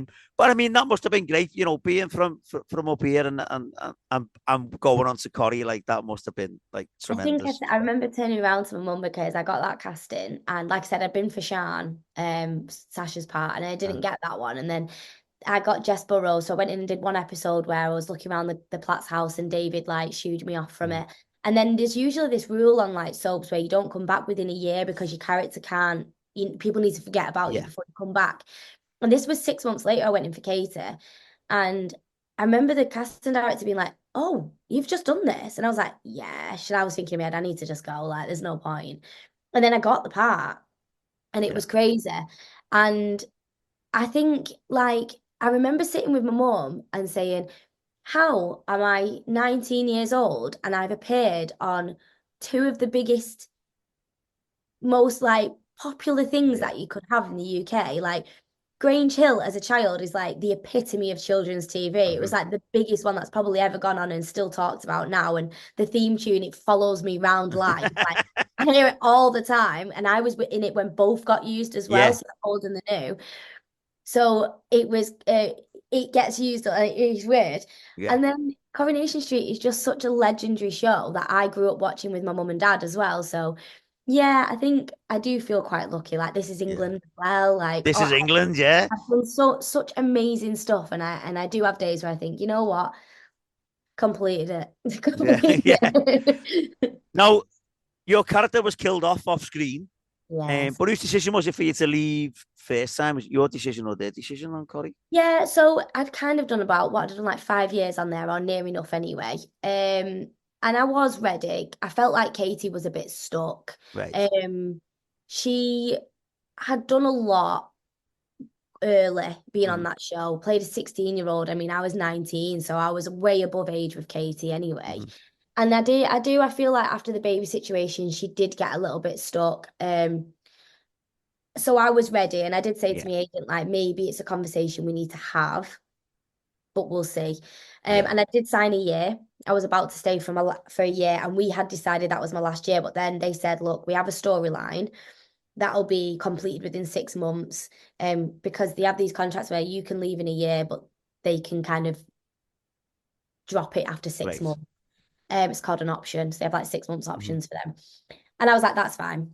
That's okay. Like, because I knew there was not really anywhere for Katie to go at that point. I felt like she'd done a time there. And I was ready. I was ready to Yeah. go try new things. You know, that all these stories come out where people are like, she went off to smash Hollywood. No, I didn't. But if her Hollywood job came, I would take it. Like, Yeah. this is the thing with you can't go and smash Hollywood. You know what I mean? I was just ready. I was just ready to play somebody else. I'd already spent a long time of one part of my life playing one character. Yeah. And with Coronation Street, you don't get the break. And I luckily had that as a child, but I didn't have it as an adult. So I was ready to go and try and do something new because I actually filmed This Is England the weekend I started Coronation Street. Right. And I felt like I did something so huge that I was actually meant to go back into that in the next season, but I wasn't allowed because I did Coronation Street. And then I felt when I wasn't being used as much on Coronation Street, I just felt a bit stuck. Yeah. Yeah. But I mean, I had a fantastic 5 years on there, and I wouldn't change it for the world. Brilliant. I'm a bit annoyed they killed me though. But did you? Did I die? Because Yeah, no well, one yeah, saw it. that's the thing. Now, we need then to talk about Strictly as well, Yeah. because I mean, it's for those anyone listening doesn't know, it's fair to say you did quite well in Strictly, isn't it? Like, Yeah. Yeah. I mean, what was that like? Second runner-up? yeah, Yeah. yeah. I mean, that's a good going. Now, is everything you see like? Because I have, I'll be honest, I haven't watched it for a long, long time. But they used to do a show where you literally found out on camera you'd be somewhere else and your partner would turn up. Was it one of Yeah. them? So, do you literally just find out So I when that know they do it a happens? little bit different now where they like meet up in a room, don't they? Right. Whereas we did the live show where you got paired up. Ah, So right. Okay. ours was like, she's gonna be with, and then they'd shout your partner's name. Now you have like a rehearsal where you all dance together on Uh-huh. like the opening show. And that's where I think like the producers were stood like, well, notebook here, but the producers were literally like this. And you kind of got an idea, but you didn't. Like I sort of knew who my partner was going to be because of age reasons, but I think, yeah, I didn't know. I didn't Uh-huh. know. Like And none of us knew. And some people were shocked with who they got as well. and is it this sounds like a really weird question, but is it a case of do they come to you and say we'd like you to be on Strictly, or are you Yeah. sort of put Well, the funny story about me, really, I actually was meant to be on Strictly the year before. right? So it was 2015 I did Strictly, Yeah, and I yeah, was meant to do it 2014. So when I renewed my contract in the July on Coronation Street, the 6 months would have taken me to kind of when Strictly was about to start. So I would have July, August, September. No, maybe it wouldn't have done. Yeah, but anyway, what happened was I was meant to do it. So I had a meeting and I couldn't end up doing it because they decided to extend the storyline slightly. So I stayed a little bit longer than right. I didn't finish until the February, whereas Strictly would have started in like the Yeah, November time, like August, November, October, November. yeah. Um, so yeah, I did. I was meant to do it the year before. I'm glad I didn't because I definitely wouldn't have won that year. Right. Caroline won that year and she was fantastic. And then the year later, I knew then. I knew from like the February that I was definitely doing Strictly in the end of the year. So I had like 6 months of keeping the secret and waiting. So yeah, it was a big wait, knowing I was doing it. But yeah, they kind of came forward and was like, "Is she interested? Yeah, She's leaving." And I always said it was the only one I would do. So right. I was So, really happy that I did it. so you're never going to do the jungle or anything like Oh, that? you know what? I always say never because you don't know. I always said I wouldn't do other things, and there's things that I'll probably be doing this year that I've always said I wouldn't do. So I don't know, but with I'm a Celeb, it just scares me, like Right. being out of control of like Yeah. what's going on the outside, and I'm a bit like that. Not that I can control anything that's said about me anyway, but I think it is just one of those things. It does scare me. I'd be mint on there. I'm not gonna lie. I'm Right. an outdoors girl. I'm not scared of anything. I'm absolutely hard as nails. I'd be fine. But it does give me a bit of a fear being away Yeah. from everybody for so long. Yeah. Yeah. Yeah. Okay. Now you've just mentioned the fact that there's some things coming up. Are you allowed to tell us what any of your No, current not yet. things are? Okay. You know, it'll So probably be out by the time this comes out. But yeah. besides the acting, you've also got a bit of a side hustle going Yeah. on as well. Like, so do you want to tell us Well, about that? what happened was is in just before lockdown, I got a job on a program called The Outpost, which was filmed in Serbia, and it was for the CW for America. It was probably the biggest job. Well, it was the biggest job I've ever done. I thought, oh my God, this is it. Like, this is amazing. And then we got locked down. And we were one of the first productions in the world to return back filming in Serbia. It was not like it was over here. The lockdown over there was not the same. And we were able to return filming. So whilst everybody here was locked in their houses, I was literally like fighting people with red kinges in their head and like doing special powers. And I came back in the December of 2020, and you were sort of still locked down Yeah, in February 21. And I just kind of realized, oh my God, there's no work.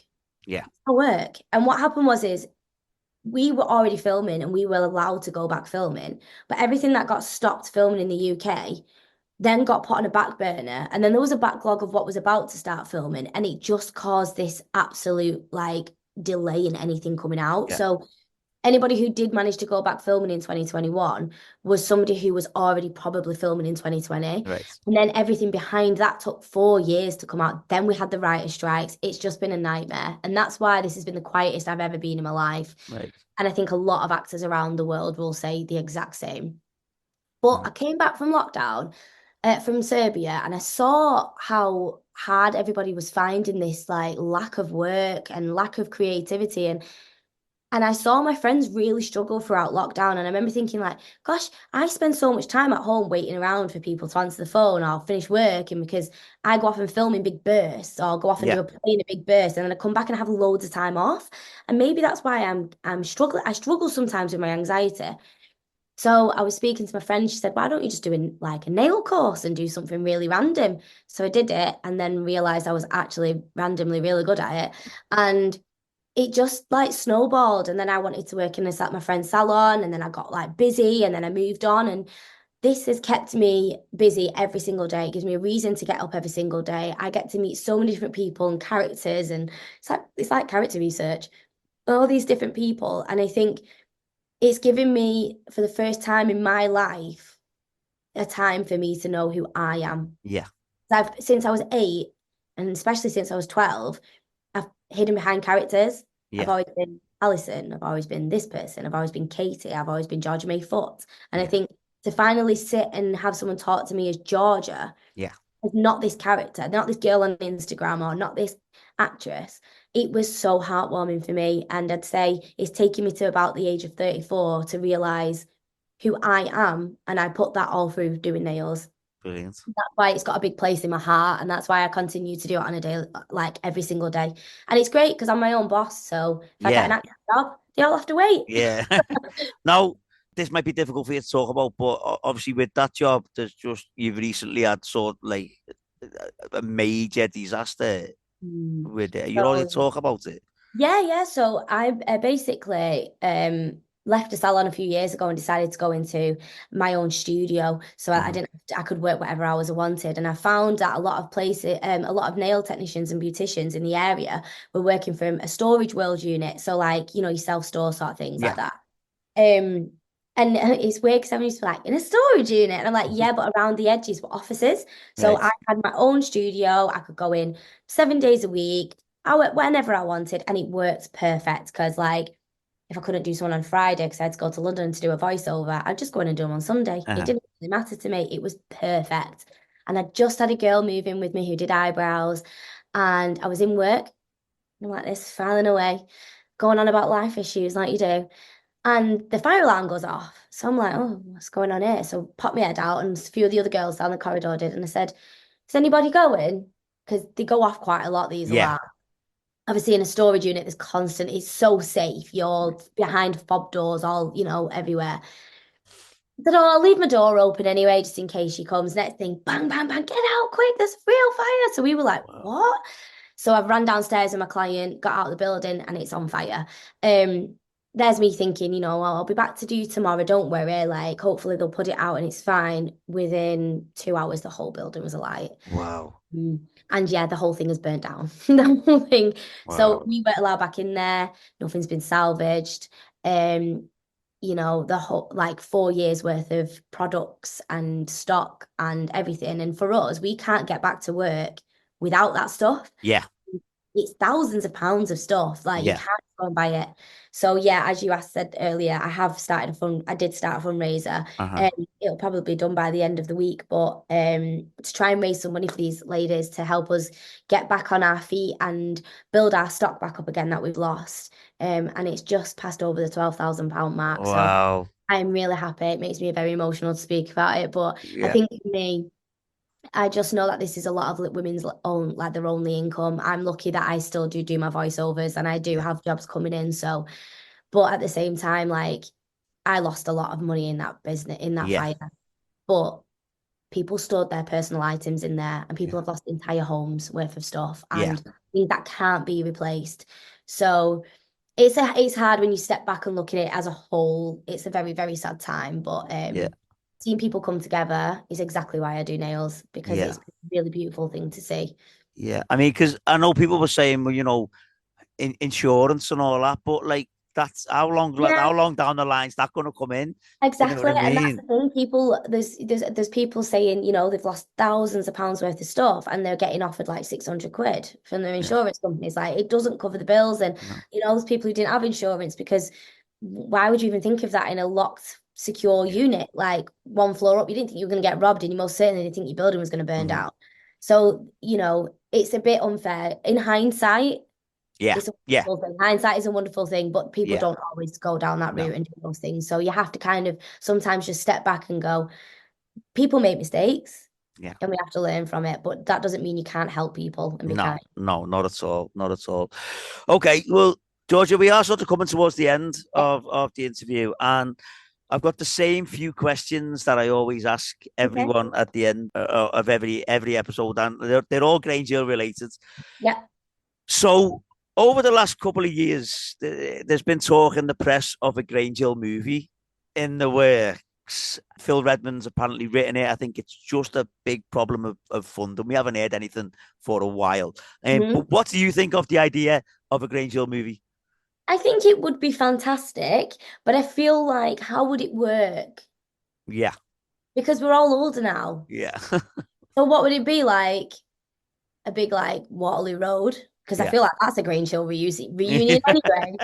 I feel like there's always someone popping in there. Yeah, how would it? I can. It would be fantastic, but what would your setting be? Yeah, I've heard a few. That one is they're looking back at someone that wasn't a main character, but what they've done since, and they're Right. involved. And I've also heard that it would be like flashbacks, or it could be set a bit like someone mentioned. Someone who was on here said, "What if they did it a bit like Stranger Things, where you can set it in the 80s because it can be done." Things like that, and just have different characters. I don't know. Yeah, How we're going to work. I think I'm and kind yeah, of and like this you. you've got 30 years worth of Yeah. characters. Like, you've got Tucker, Togger, and Tigger. Like, Yeah. would And Alison? Katie. Don't forget And Katie, the little sister. yeah, yeah. Yeah, Would yeah, Alison even be in that? yeah, Like, I don't know. Like, for you, like you said, she is a memorable character, but I don't know if that's just because I was her. Like, there's a lot of characters in there that meant a lot to to different yeah, people. Like, there'll be someone that you probably really loved as a character. And then there'll be people my age who probably really loved Sammy or might have really loved Andrea. Like, yeah, where do you draw the line with how many people you bring back? yeah. Do you know But what I mean? but if you were asked, would we see the 100%. return of Alison? Oh my God, I'd love to bring Alison back. That's like a full circle moment for me because that was like the beginning for me. That was when I really found my love for acting and I realized like, I mean, I was terrible. Like I can remember some of the lines. Like I can remember some of the lines really, really, really clearly in my mind. But Yeah, yeah, I would love to. brilliant, brilliant. Oh. Now, I never asked you this at the start. So, were you a fan of Grange Hill when you were a kid? Yeah, I was from that time where we had great kid programs. We had The Yeah. Queen's Nose, we had Bernard's Watch and Grange Hill, and like we had great shows, Round the Twist. Yeah, I definitely did. So other than Alison, Mhm. who was your favourite character in Grange I Hill? loved Tanya. Right. Yeah. I loved her. I think because she just had an attitude. Yeah. Like she was feisty. And do you know what's really funny? My friend who's a photographer, she actually shot my wedding, is best friends with Lauren Bunny.